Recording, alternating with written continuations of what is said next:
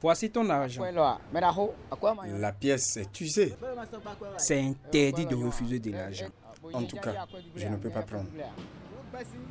Le scénario est presque le même dans les activités commerciales. Refuser de l'argent sous prétexte qu'il est usé. L'argent est un peu lisse là. Elle a refusé à dire que l'argent est gâté, qu'il ne va pas prendre. C'est tout un problème. Ça arrive vraiment à la bagarre. Si je prends la pièce, personne d'autre ne voudra la prendre. C'est moi qui perds. C'est pour cela que je refuse. L'argent déchiré, collé avec scotch là. Si tu prends ça là, tu as l'air que on a refusé dans tes mains. Tu vas trouver où pour acheter. C'est à cause de ça, on refuse en même temps. La pratique est très courante et ne se limite pas aux billets ou pièces d'argent qualifiées d'altérées. Une tendance s'est aussi développée autour des pièces de 5 francs CFA et de 10 francs CFA.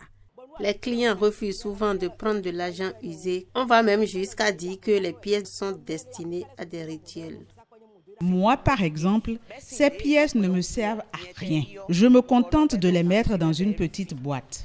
Je pense sincèrement que tout ça arrive parce que clients et commerçants ne maîtrisent pas les textes. On ne devrait pas refuser de l'argent. En la matière, les textes sont clairs. Le refus de recevoir la monnaie ayant cours légal dans un État membre de l'UEMOA est puni par la loi. Refuser ces billets-là ou ces pièces d'argent lors des échanges sur le plan commercial, c'est une infraction. La peine varie entre 100 000 francs et 500 000 francs ou 2 pays comme amende. Donc cela suppose que si quelqu'un refuse de prendre un billet chez quelqu'un, en principe, la personne peut aller porter plainte.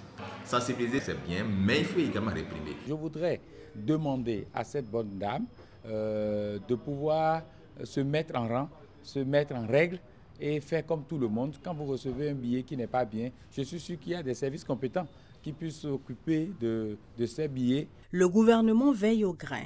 Un communiqué du ministère de l'Économie et des Finances met en garde contre la pratique.